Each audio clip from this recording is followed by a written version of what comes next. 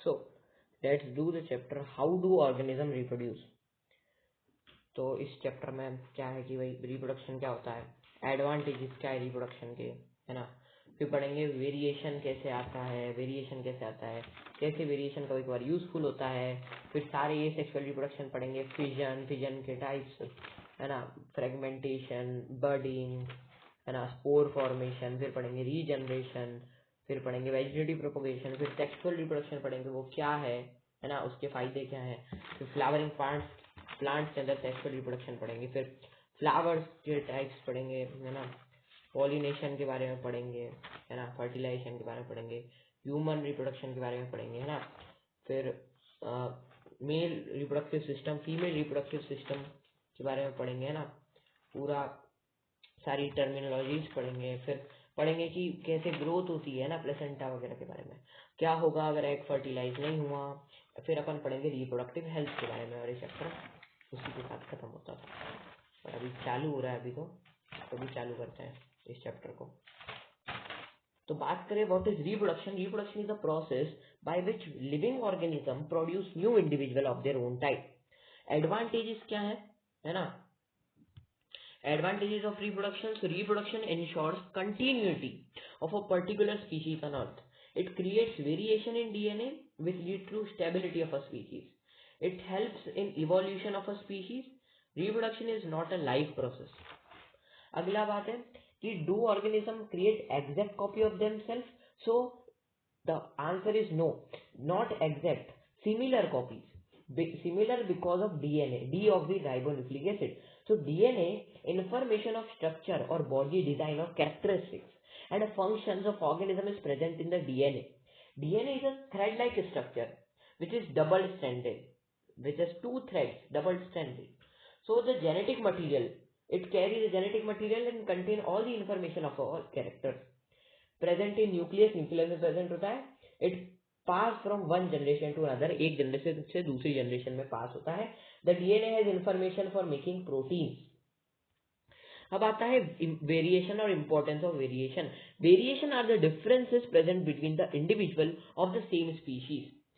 अब क्रोमेटिन और क्रोमोसोम दो प्रकार के होते हैं. जो स्कैटर्ड फॉर्म ऑफ डीएनए होता है वो होता है क्रोमेटिन, और जो क्रोमोसोम होता है वो highly coiled form of DNA होता है, जो सेल डिवीजन के टाइम पे दिखता है. ह्यूमन सेल के अंदर डीएनए जो होता है वो 2.2 मीटर की थ्रेड होता है, और ह्यूमन सेल के अंदर 46 क्रोमोसोम होते हैं, 23 पेयर्स ऑफ क्रोमोसोम. जीन क्या होता है? So gene is a specific segment और a part of DNA containing information of a particular character. अब अगर बात करें transfer of DNA during reproduction, तो मेल पेरेंट, है ना, स्पर्म सेल देता है, फीमेल पेरेंट एग सेल देती है, दोनों के अंदर डीएनए होता है. अमीबा में भी डीएनए कॉपिंग होता है, डीएनए कॉपिंग, है ना, जिसको सेल या जेनेनल डुप्लीकेशन भी कहते हैं, cell organelle duplication. And then after division equally distribution of cell organelle. अब होता क्या है, अब the basic event of reproduction is creation of DNA copy and additional cell और organelle. The process of DNA copying will have some error which lead to variation. As a result, the DNA copy generated will be similar to but not be identical to each other. तो जो DNA कॉपिंग में error आता है उसकी वजह से variation होता है. अब कुछ वेरिएशन यूजफुल है, रिप्रोडक्शन से डीएनए बदलता है और उस वजह से न्यू कैरेक्टर्स आते हैं.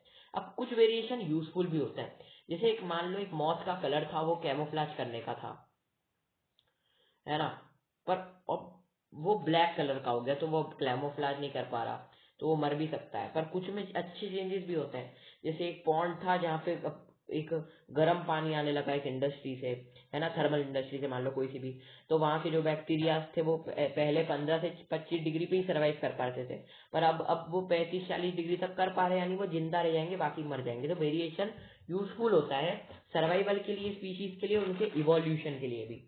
तो अगर सीधे सीधे इंपॉर्टेंस की बात करें तो ये इंपॉर्टेंट चीज है कि इंपॉर्टेंस और significance of variation. So variation help organism to adopt in changing environment. Variation provide stability to a species and thereby helps in evolution.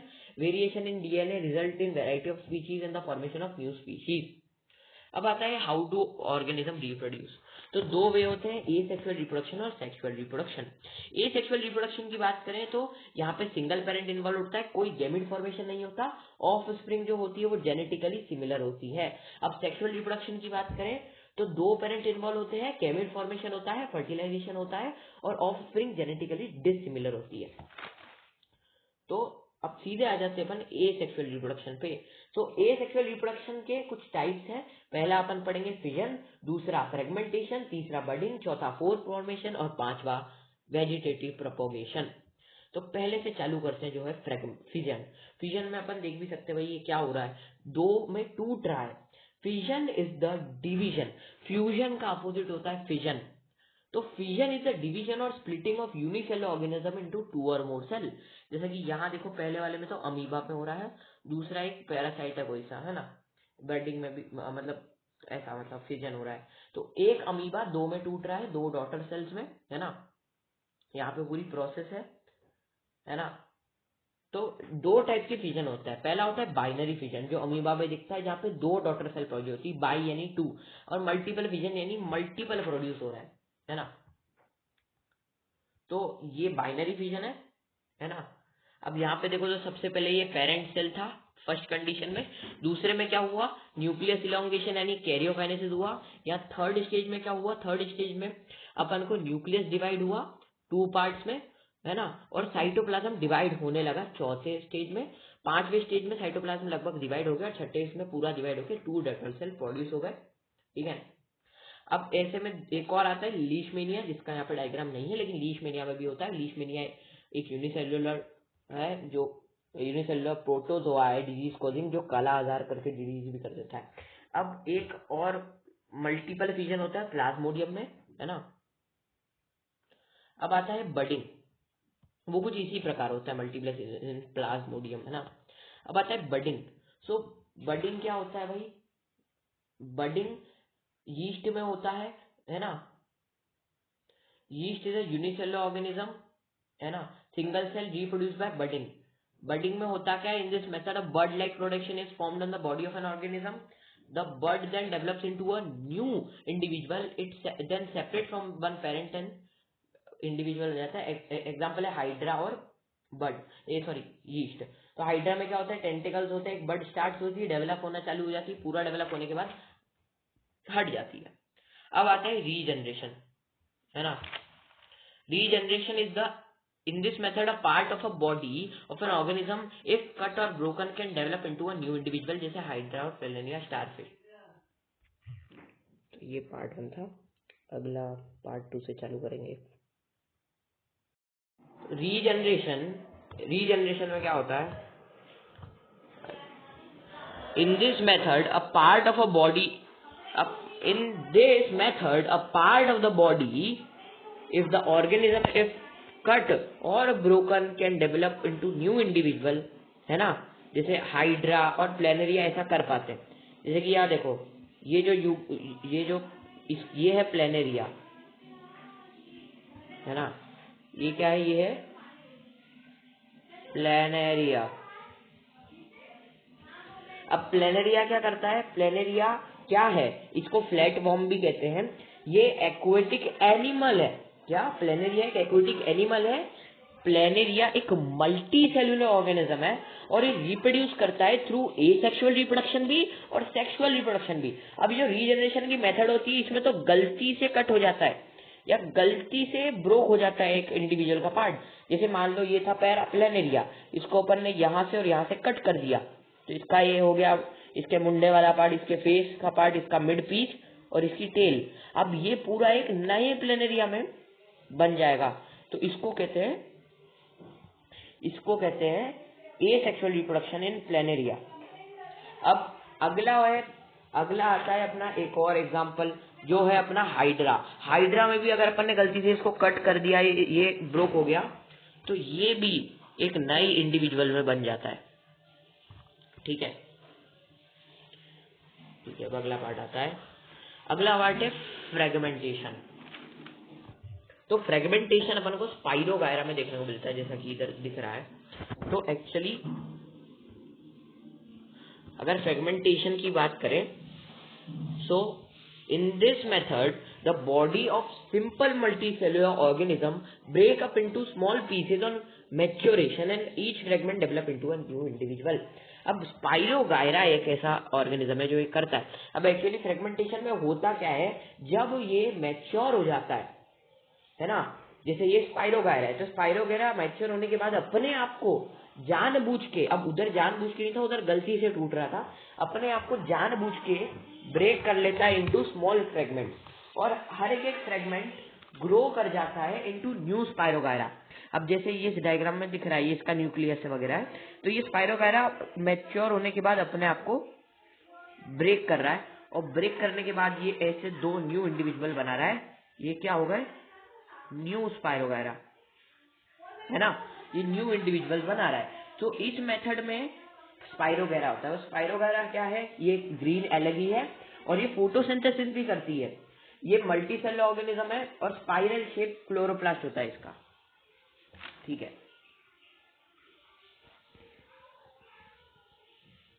अब अगला आता है स्पोर फॉर्मेशन. ये बहुत इंपॉर्टेंट है और इसमें मैंने एडवांटेज नहीं है, पर इसके एडवांटेज भी बहुत इंपॉर्टेंट है कि इसके एडवांटेजेस क्या होता है ना. तो स्पोर फॉर्मेशन की अगर बात करें तो ये राइजोपस में होता है. Rhizopus needs spore to produce. Spores are specialized cells which are responsible for reproduction in rhizopus. Single cell, it is a single cell and it do asexual reproduction. अब ये राइजोपस को ब्रेड मोल्ड भी कहते हैं, यानी bread जब ऐसी रह जाती है तो उसके ऊपर एक मल्टीसेलर फंगी आ जाती है, वही राइजोपस है. स्पोरेंजिया, अब ये जो पूरा डायग्राम है इसमें देखो, स्पोर जब फेवरेट, अब इसमें देखो ये जो डायग्राम, अब मेन एक काय में होता है, तो इसका मेन एग्जांपल है राइजोपस, है ना. राइजोपस ही अपने को पढ़ना है. तो ये जो डायग्राम भैया राइजोपस का, राइजोपस में ये जो पार्ट होता है इसको कहते हैं स्पोरेंजियोस्पोर, है ना. अब स्पोरेंजियोस्पोर होता है, नीचे ये जो थ्रेड लाइक स्ट्रक्चर्स होते हैं ये होते हैं राइजोइड्स, है ना. ये क्या होते हैं, राइजोइड्स. ठीक है, फिर मेन ये स्पोरेंजियोस्पोर है, इसको कहते हैं स्पोरेंजियम. ये जो ब्लॉब लाइक स्ट्रक्चर है, इस ब्लॉब लाइक स्ट्रक्चर को स्पोरेंजियम कहते हैं. ये जो ब्लॉब लाइक स्ट्रक्चर है इसको स्पोरेंजियम कहते हैं. अब स्पोरेंजिया होता है और स्पोरेंजिया के अंदर स्पोरेंजियो स्पोर होता है. सॉरी स्पोरेंजियो, ये जो डंडी होती है इसको स्पोरेंजियोस्पोर कहते हैं, इसको स्पोरेंजियम या स्पोरेंजिया कहते हैं. अब इसके अंदर होते हैं स्पोर्स, ये जो होते हैं ये स्पोर्स, इसके अंदर स्पोर्स होते हैं. ठीक है, अब स्पोर्स किस चीज के काम आते हैं, तो ये स्पोर्स ही मेन चीज करते हैं. स्पोर्स को जब फेवरेबल कंडीशंस मिलती है तो ये जर्मिनेट कर लेते हैं. So spores when get favourable condition germinate and new rhizopus form. होता क्या है, ये ऐसे बाहर निकलेंगे स्पोर्स, है ना. अब ऐसे बाहर निकल के इधर उधर उड़ जाएंगे ऐसे. अब इधर उधर उड़ने के बाद ये जैसे ब्रेड दिखी, है ना, कोई फेवरेबल कंडीशन दिखी, वहां पे जाके सेटल हो जाएंगे, और जैसे ब्रेड थी तो यहाँ पे फंगस डेवलप कर लेंगे और रिप्रोड्यूस करेंगे ना. तो अब इसमें क्या होता है, जब स्पोर जो होते हैं ये हेल्प करते हैं रिप्रोडक्शन में, स्पोर फेवरेबल कंडीशन देख के नया राइजोपस बना लेते हैं. अब इसके कुछ एडवांटेजेस हैं जो क्वेश्चन पूछा भी जाता है. सॉरी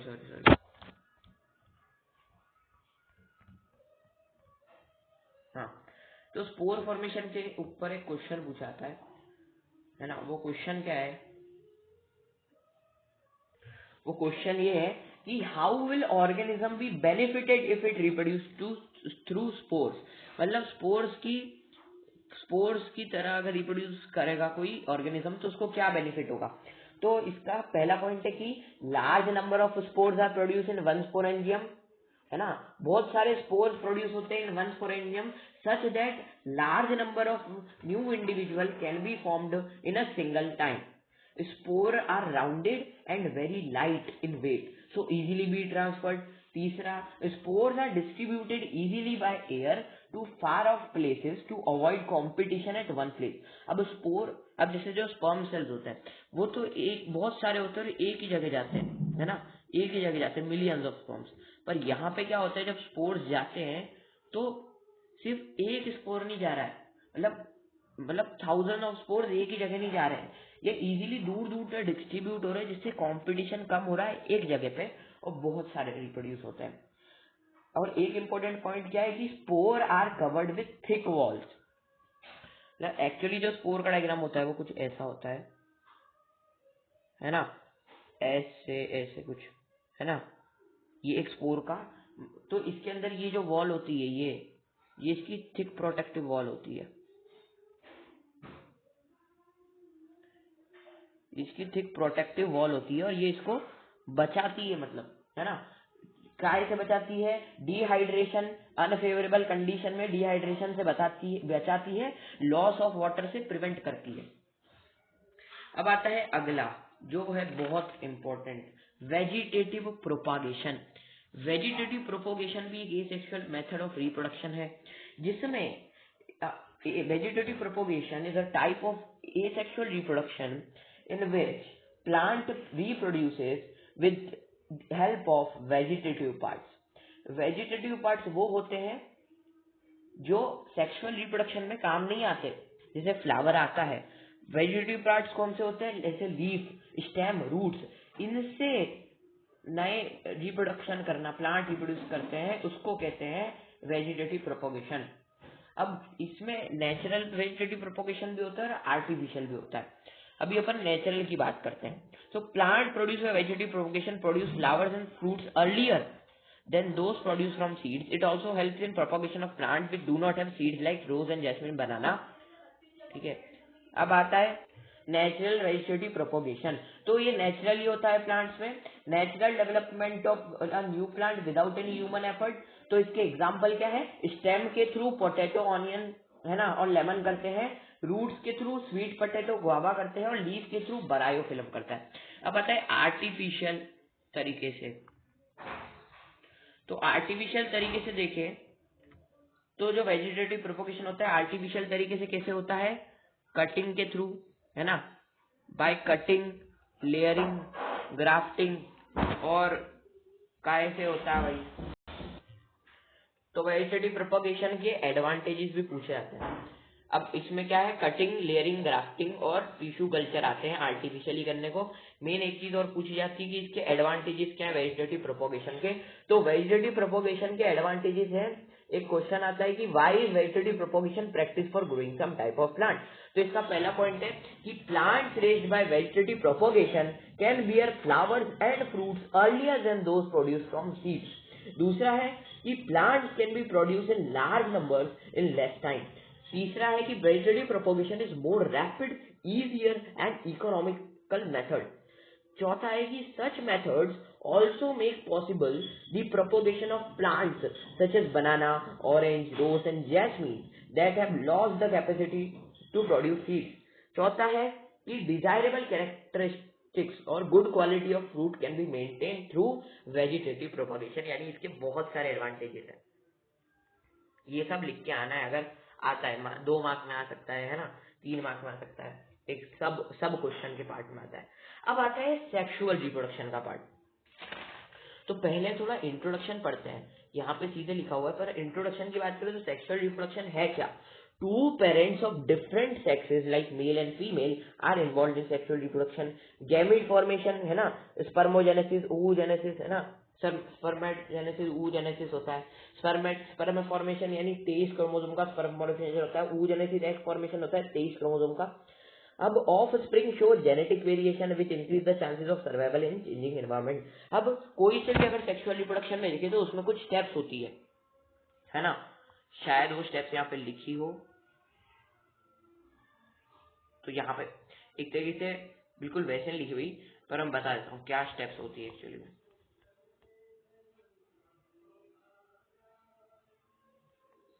तो मैं इधर अगर जूम करूँ और लिखूं तो कुछ स्टेप्स होती है इन सेक्सुअल रिप्रोडक्शन। सेक्सुअल रिप्रोडक्शन में सबसे पहले यहाँ क्या है भाई,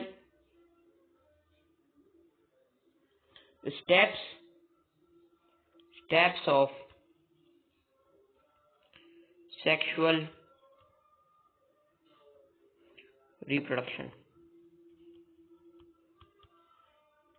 तो जो पहला स्टेप होता है वो होता है गैमीट फॉर्मेशन, यानी गैमीट फॉर्मेशन है ना।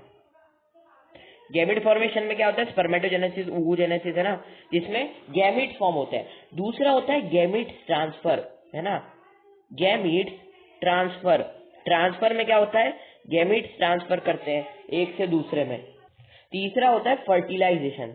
अब पहले गैमीट फॉर्मेशन हुआ, फिर गैमीट ट्रांसफर हुआ, फिर होता है फर्टिलाइजेशन। फर्टिलाइजेशन क्या होता है, स्पर्म सेल और एग सेल का फ्यूजन होता है ना, फर्टिलाइजेशन कहते हैं इसको। फिर चौथी स्टेप्स होती है फॉर्मेशन ऑफ जाइगोट, यानी जाइगोट बनता है ना। पांचवी स्टेप होती है कि अब जाइगोट जो है वो माइटोसिस के थ्रू डिवाइड करके, मतलब फर्टिलाइजेशन के बाद एक जाइगोट बनेगा, और जाइगोट डिवाइड करता है माइटोसिस के थ्रू, और जाइगोट बन जाता है इनटू एम्ब्रियो। जाइगोट एम्ब्रियो में परिवर्तित हो जाता है। अब एम्ब्रियो के बाद एम्ब्रियो ग्रो और डेवलप करता है और बनता है इनटू छठे में, यानी न्यू ऑर्गेनिज्म में परिवर्तित हो जाता है। तो ये बेसिक स्टेप्स है कोई से भी सेक्सुअल रिप्रोडक्शन की। तो ये क्या थी, स्टेप्स ऑफ सेक्सुअल रिप्रोडक्शन। पहला गैमेट फॉर्मेशन, दूसरा गैमेट ट्रांसफर, तीसरा फर्टिलाइजेशन, चौथा जाइगोट बनेगा, जाइगोट से एम्ब्रियो बनेगा, और एम्ब्रियो से फिर न्यू ऑर्गेनिज्म बनेगा। ठीक है, तो अब देखें अगर, तो अब स्पर्मेटोजेनेसिस और स्पर्मोजेनेसिस और oogenesis। अब मियोसिस क्या होता है, मियोसिस में नंबर ऑफ क्रोमोसोम कम होते हैं, माइटोसिस में नंबर ऑफ क्रोमोसोम सेम रहते हैं। ठीक है, अब sexual reproduction in flowering plants की बात करते हैं। तो फ्लावरिंग प्लांट्स में सेक्सुअल रिप्रोडक्शन कैसे होता है, तो होता क्या है, जो फ्लावरिंग प्लांट्स होते हैं इनको एंजियोस्पर्म्स कहते हैं। अब इसमें सेपल्स होते हैं, ये देखो डायग्राम में भैया,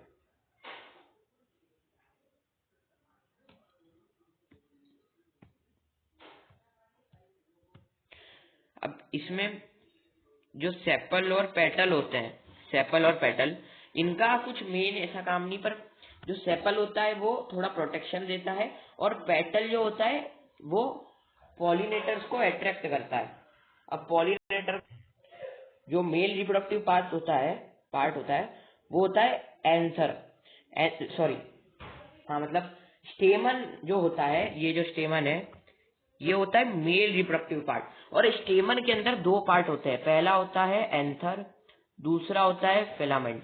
एंथर क्या है, ये जो ऐसे करके इसके ऊपर जो डंडे पे लगा हुआ है ये एंथर होता है, और ये जो डंडा है जो उसको होल्ड करता है वो फिलामेंट होता है। So anther produces pollen grains which consist of male gametes। जो एंथर होता है वो प्रोड्यूस करता है pollen grains। Anther produces pollen grains, और pollen grains के अंदर मेल गैमेट्स होता है। अब एंथर के अंदर pollen सेक्स होता है जो कि फिलामेंट के ऊपर होता है। तो filament forms the stalk that bears anther. Filament वो स्टॉक है यानी डंडी है जो बियर करता है एंथर को। ठीक है, तो एंथर क्या करता है, एंथर प्रोड्यूस करता है pollen grains। Anther produces pollen grains which consist of male gametes and filament forms the stalk that bears anther। ठीक है, अब आता है फीमेल रिप्रोडक्टिव पार्ट। तो ये जो पूरा पिस्टिल होता है फीमेल रिप्रोडक्टिव पार्ट, और स्टेमन होता है mail reproductive part. Pistil female reproductive part, female reproductive organ, या फिर इसको कार्पल या गाइनोशियम भी कहते हैं, और मेल रिप्रोडक्टिव पार्ट होता है स्टेमन। तो पिस्टिल के अंदर मेनली 3 पार्ट होते हैं, है ना, 4 होते हैं, जैसे ओव्यूल भी होता है ना, ये हाँ 4 है ना। तो stigma style ovary ovule, stigma style ovary ovule. तो ये जो पूरा पार्ट है ये बीच का, ये पूरा है फीमेल रिप्रोडक्टिव पार्ट। ये जो पूरा पार्ट है ना, जिसको मैंने अभी थोड़ा येलो से हाईलाइट किया है, ये पूरा है फीमेल रिप्रोडक्टिव पार्ट, ये पूरा पिस्टिल है। तो पिस्टिल में होता है स्टिग्मा, ये जो ऊपर दिख रहा है ये स्टिग्मा होता है। स्टिग्मा स्टिकी सा होता है सरफेस, यहाँ पे पॉलन ग्रेन स्टिक कर जाते हैं, जैसे पॉलन ग्रेन्स आ रहे हैं यहाँ पे स्टिक कर जाएंगे। So stigma receives pollen grains during pollination due to their sticky nature. अब दूसरा होता है स्टाइल, यानी ये elongated structure. So style is a elongated structure, है ना, जिसकी वजह से बाद में स्पर्म से नीचे पास होते हैं और यहीं पे पॉलन ट्यूब बनती है। अगला ये है ovary. Ovary is basal. Basal मतलब ये एक बेसल यानी नीचे का swollen part, basal swollen part of pistil. It convert into fruit after fertilisation.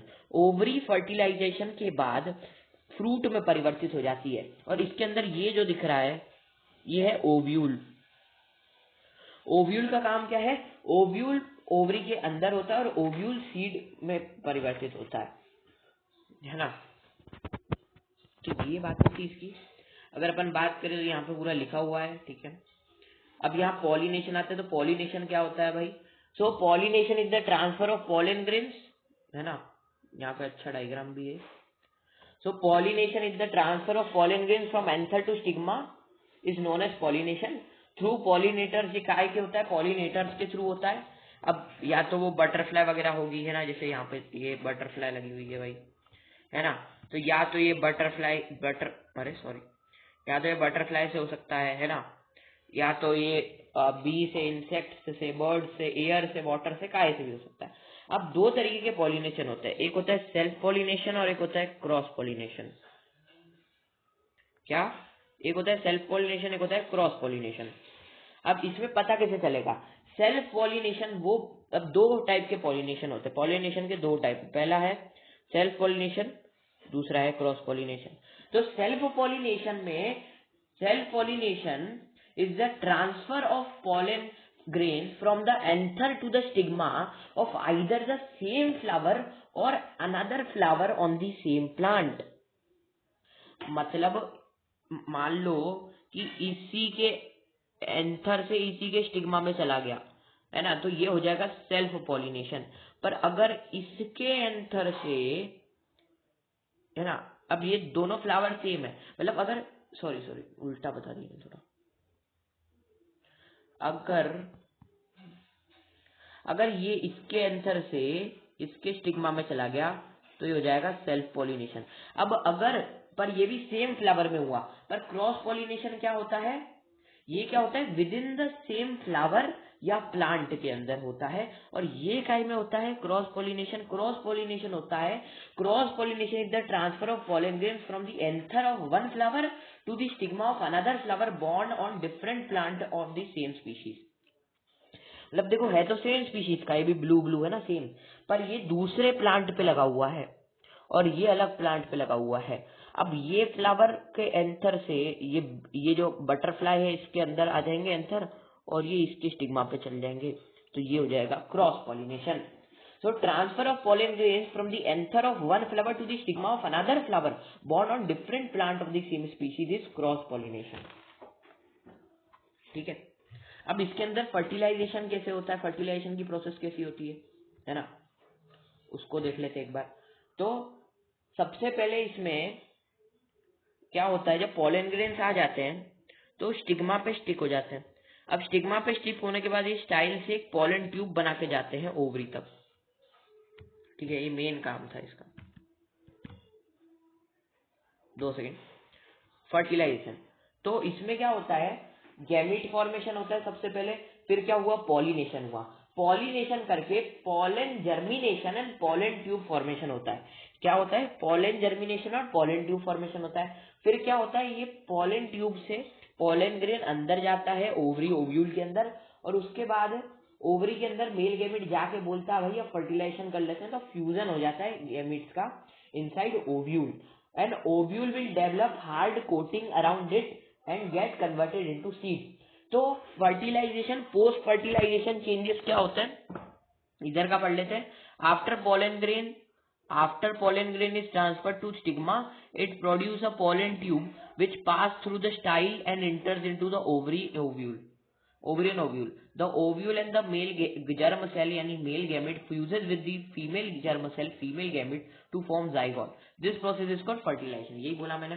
तो after fertilization the zygote divides several times and forms embryo, which then divide to form seed and the ovary develops into fruit.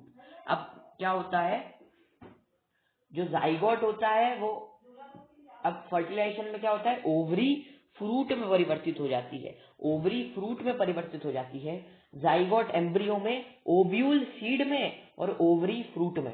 अब post fertilisation के changes वापस बोलता हूँ, zygote mitosis या cell division के through embryo बनाता है ना। ओव्यूल में क्या होता है, ओव्यूल सीड बन जाता है, वो कोटिंग डेवलप कर लेता है और ओवरी फ्रूट में डेवलप हो जाती है। फिर सेपल पेटल स्टेमन स्टाइल स्टिग्मा का क्या होता है, ये श्रिवल होके फॉल ऑफ कर जाते हैं। अब आता है सीड, सीड की बातें कर लेते हैं थोड़ी, चलो यहाँ पे सीड की बातें नहीं है तो अब सीड भी होते हैं भाई, सिर्फ ऐसा सीड की बातें भी करनी है।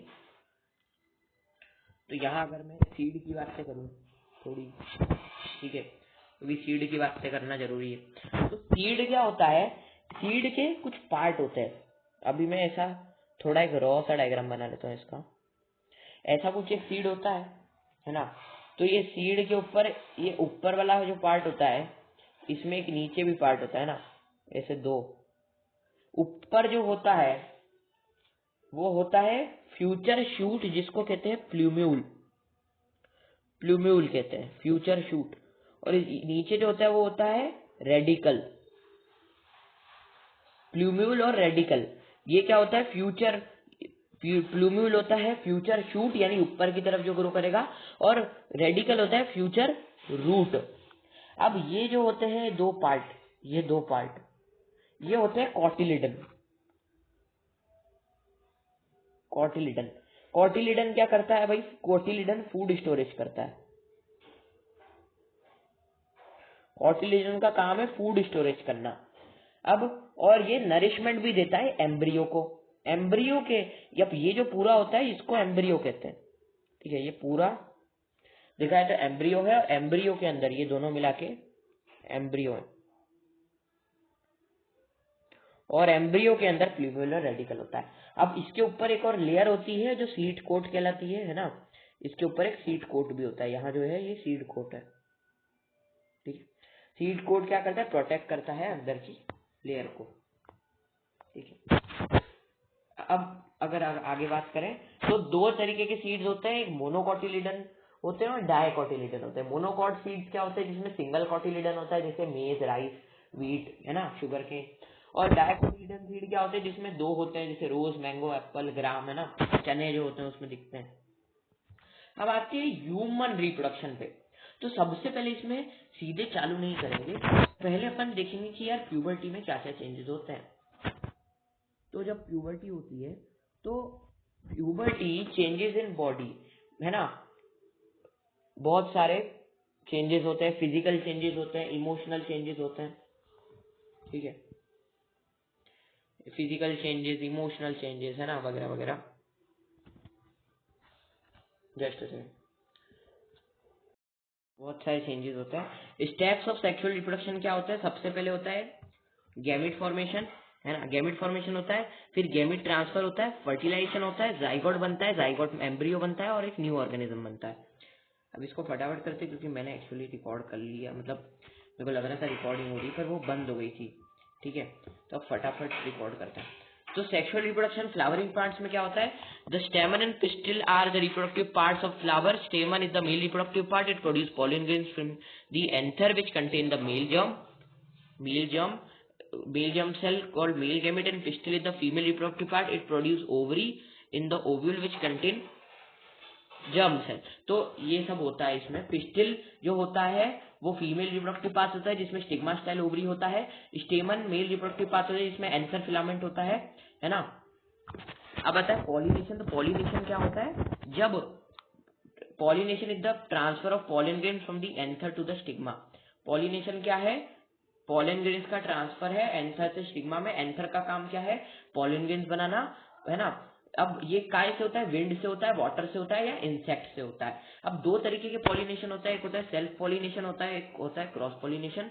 सेल्फ पॉलिनेशन में क्या होता है, ये जो पहला डायग्राम है इसमें देखो, ये सेम प्लांट सेम ही फ्लावर में उसी के स्टिग्मा पे चला गया एंथर से, तो वो हो गया सेल्फ पॉलिनेशन। और क्रॉस पॉलिनेशन में क्या हो गया, फ्लावर 1 से फ्लावर 2 में दूसरे प्लांट के बट सेम स्पीशीज के ट्रांसफर हुआ पॉलिनेशन, तो वो हो गया क्रॉस पॉलिनेशन। फिर आता है फर्टिलाइजेशन कैसे होता है इसमें, तो यहाँ पे पूरा मैंने लिखा भी हुआ है अच्छे से कि पॉलन ग्रेन्स जाते हैं स्टिग्मा पे जाते हैं, वहां जाके स्टिक हो जाते हैं, फिर एक पॉलन ट्यूब बनती है जो पास होती है और पॉलन वहां नीचे जाता है, ओवरी के अंदर जाता है, ओव्यूल के अंदर जाता है और वहां फ्यूज हो जाता है with the female germ cell और फर्टिलाइजेशन होता है। फर्टिलाइजेशन में जाइगोट पोस्ट फर्टिलाइजेशन चेंजेस होते हैं, जहाँ जाइगोट एम्ब्रियो में बदल जाता है, सीड है ना, और बाद में सीड में बदल जाता है, ओवरी फ्रूट में बन जाता है। अब आता है reproductive system in human beings. तो अपन क्या कर रहे थे इसमें, अपन कर रहे थे कि बॉयज और गर्ल्स में क्या चेंजेस होते हैं, तो बॉयज में हेयर ग्रोथ होती है ना, डीपनिंग ऑफ वॉइस होती है, गर्ल्स में ब्रेस्ट डेवलपमेंट होता है, मेंस्ट्रुएशन होता है। अब आता है कि मेल रिप्रोडक्टिव सिस्टम क्या है, तो the male reproductive system consist of a pair of testis which produce male reproductive cells called sperms and the hormones testosterone. It contains sac-like structure called scrotum, है ना, from each testis arises a tube called vas deferens. It joins into urethra. The urethra is enclosed in a muscular organ called penis. It has an opening called genital pore. The seminal vesicle and prostate glands produce fluids which provide nutrition and help in the movement of sperms. तो ये diagram है, ये urethra है, ये vas deferens है ना, फिर prostate gland ये है, सेमिनल वेसिकल ये वाला है, ब्लैडर ये वाला है, एपिडाइमिस ये वाला है। एपिडाइमिस का काम क्या है, मैच्योर करना स्पर्म सेल को, और टेस्टिकल या टेस्टिस का काम क्या है, स्पर्म सेल प्रोड्यूस करना और टेस्टोस्टेरोन प्रोड्यूस करना। फिर आता है फीमेल रिप्रोडक्टिव सिस्टम। तो फीमेल रिप्रोडक्टिव सिस्टम में एक पेयर ऑफ ओवरीज होती है, ठीक है। ओवरीज का काम क्या है, ओवरीज का काम है ओवम या एग को प्रोड्यूस करना और ईस्ट्रोजन और प्रोजेस्टेरोन को पास करना। अब इसके अंदर ओविडक्ट और फेलोपियन ट्यूब होती है जो साइट ऑफ फर्टिलाइजेशन और यहीं से ट्रांसफर होता है एग सेल, है ना। अब एक बैग लाइक स्ट्रक्चर भी होता है जिसको कहते हैं यूट्रस, और यूट्रस ओपनिंग वेजाइना में होती है, ठीक है। अब फर्टिलाइजेशन कैसे होता है, तो क्या होता है कि जो ओवम है वो बाहर निकलता है ना, अनफर्टिलाइज एग आता है, यहाँ पे स्पर्म्स आ जाते हैं जब, तो वो फर्टिलाइजेशन होता है। फर्टिलाइजेशन होने के बाद वो एम्ब्रियो में डेवलप होता है, जाइगोट में डेवलप होता है। जाइगोट जब यूट्रस की वॉल से इम्प्लांट हो जाता है तो उसको कहते हैं इम्प्लांटेशन, और 9 मंथ का एक पीरियड होता है जहां वो ग्रोथ और डेवलप करता है। फिर आता है ना, फिर आता है कि एम्ब्रियो फीटस को न्यूट्रिशन कैसे मिलता है। So it is through placenta. ये जो होता है प्लेसेंटा, वो होता है मेन ऑर्गन जो काम करता है in giving nutrition to the embryo. So placenta is a disc shaped tissue which is developed inside the uterus during pregnancy. It helps to provide nourishment to grow embryo. Placenta has villi. villi होते हैं placenta के अंदर, है ना। villi क्या होते हैं, villi ऐसे मतलब फिंगर लाइक प्रोजेक्शंस होता है। तो villi, placenta is villi which provide large surface area for exchange of substance. जो ग्लूकोज होता है, ऑक्सीजन होता है, वो मदर के ब्लड से फीटस के ब्लड में जाता है, और कार्बन डाइऑक्साइड और अदर वेस्ट फीटस से मदर के ब्लड में जाता है, ठीक है। तो अब आगे बढ़ते हैं। अब आता है मेंस्ट्रुएशन। तो मेंस्ट्रुएशन क्या होता है, ओवरी प्रोड्यूस करता है 1 egg every month and the uterus prepares to receive the fertilized egg. अब ये क्वेश्चन आता है कि what happens when the egg is not fertilized. तो फीमेल ओवरी हमेशा हर मंथ एक एग प्रोड्यूस करती है, यूट्रस वॉल हमेशा उसके लिए प्रिपेयर हो जाती है और थिक बन जाती है। अगर वो फर्टिलाइज हो जाए स्पर्म से तो प्रेगनेंसी हो जाती है, पर अगर स्पर्म से फर्टिलाइज नहीं हो तो एग साथ में यूट्रस की बॉल और ब्लड वेसल शेड होती है, causing bleeding in females called menstruation, and these last for about 2 to 8 days, ठीक है। और this cycle place once every month and it is called menstruation, ठीक है। अब आता है रिप्रोडक्टिव हेल्थ वाला पार्ट। तो रिप्रोडक्टिव हेल्थ वाले पार्ट में सबसे पहले अपन एसटीडीज के बारे में पढ़ते हैं। एसटीडी क्या होता है, sexual transmitted disease which can spread from one person to another person during the time of sexual intercourse is known as STDs. अब इसमें दो एसटीडीज क्या है, ऐसी डिजीज है जो रिप्रोडक्शन के दौरान मतलब ट्रांसफर हो जाती है, सेक्सुअल ट्रांसमिटेड डिजीजेज एसटीडीज। अब दो तरीके की एसटीडीज होती है, बैक्टीरियल एसटीडीज और वायरल एसटीडीज। बैक्टीरियल एसटीडीज क्या होती है, साइफिल्स, गोनोरिया, और वायरल एसटीडीज क्या होती है, HIV एड्स या जेनाइटल वॉर्ड्स। HIV एड्स क्या होता है, ह्यूमन इम्यूनो डिफिशियंसी वायरस, यानी acquired immunodeficiency syndrome. AIDS एक वायरल क्रॉनिक डिजीज है, ये लाइफ लॉन्ग रहती है। ये वायरस जो होता है वो इम्यून सिस्टम को वीक कर देता है, अपने WBCs को मार देता है। तो इससे बचने के लिए क्या करना चाहिए, कॉन्ट्रासेप्टिव मेथड यूज करनी चाहिए, जिसको कहते हैं प्रिवेंशन ऑफ प्रेगनेंसी या कॉन्ट्रासेप्शन। तो इसकी कुछ मेथड्स होती है। अब कॉन्ट्रासेप्शन को क्यों यूज करना चाहिए, STD से प्रिवेंट करने के लिए, to prevent unwanted pregnancy and to maintain family size और गैप बिटवीन 2 चिल्ड्रन, इन सब के लिए। तो ये पूछा जाता है, बहुत इंपॉर्टेंट टॉपिक है कि what are the type of contraceptive method. तो ऐसी 4 मेन मेथड है ना। पहला है मैकेनिकल बैरियर मेथड, दूसरा है केमिकल मेथड, तीसरा है IUCD यानी इंट्रल यूटेराइन कॉन्ट्रासेप्टिव डिवाइसेस, और चौथा है surgical method. So barrier method consist of using diaphragm, cervical caps, condoms and copper T etcetera. तो बैरियर मेथड से क्या होता है, फिजिकल कवरिंग जैसे कॉन्डम्स और डायफ्राम्स को और या सर्विकल कैप्स को वियर किया जाता है। इससे प्रिवेंट होता है इंटरनल फ्लूइड का मिक्सिंग, यानी स्पर्म और ओवम का मिक्सिंग। बैरियर मेथड हेल्प करता है prevent pregnancy and sexual transmitted diseases, मतलब ये दोनों चीजें प्रिवेंट करता है। बैरियर मेथड जो है वो STDs भी नहीं होने देता है और साथ ही साथ प्रेगनेंसी भी नहीं होने देता है। So diseases by preventing intermixing of body fluid. दूसरी है केमिकल मेथड। केमिकल मेथड में क्या होता है, ड्रग्स ली जाती है, ओरल पिल्स ली जाती है, वेजाइनल पिल्स ली जाती है, इससे क्या होता है, ओवम प्रोडक्शन बंद कर देती है या तो स्पर्म सेल को किल कर देती है, इम्प्लांटेशन प्रिवेंट कर देती है, पर इसके साइड इफेक्ट्स भी होते हैं और ये STDs प्रिवेंट नहीं करती है। तीसरा है IUCD यानी इंट्रल यूटेराइन कॉन्ट्रासेप्टिव डिवाइसेज, यानी copper T are placed in uterus to prevent pregnancy, side effect due to irritation in uterus, it prevents implantation, it acts as spermicide. चौथा है सर्जिकल मेथड। सर्जिकल मेथड में 2 method होती है, vasectomy और tubectomy. Vasectomy mails में होती है, वास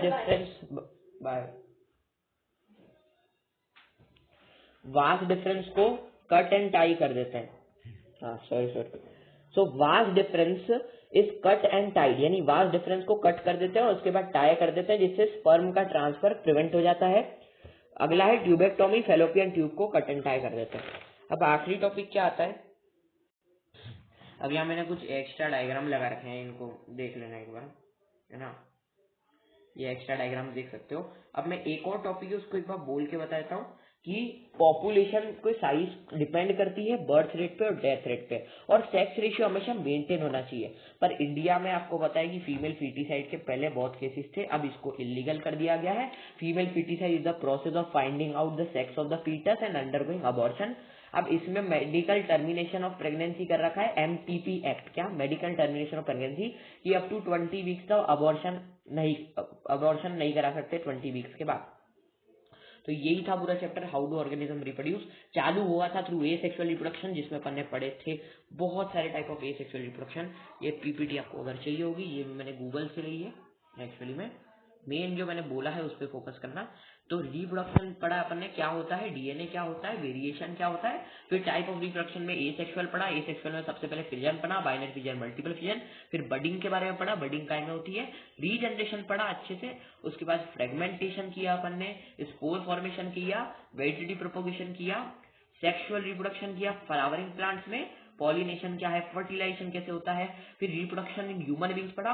और जो नोट्स में लिखा है उससे ज्यादा मैंने बताया भी है, तो सुनना अच्छे से, बहुत एक्स्ट्रा बताया, बहुत अच्छे से बताया, है ना। अगला है female reproductive system, male reproductive system अच्छे से करा अपन ने, फर्टिलाइजेशन कैसे होता है, स्टेजेस क्या होती है, ग्रो कैसे होता है एम्ब्रियो, है ना, कैसे मिलता है एम्ब्रियो को, मेंस्ट्रुएशन साइकिल क्या होती है, फिर रिप्रोडक्टिव हेल्थ पढ़ी, STDs पढ़ी, प्रिवेंशन पढ़ी, कॉन्ट्रासेप्टिव मेथड्स पढ़ी, और आखिरी में फीमेल फीटिसाइड का भी बारे में पढ़ा। So this was the whole chapter, and by this I think so you have got the whole idea of this chapter। बहुत easy है भाई, इसके ऊपर क्वेश्चंस भी आते हैं कुछ अच्छे अच्छे जिनको याद रखना है। So thank you very much, this was the whole chapter, thank you।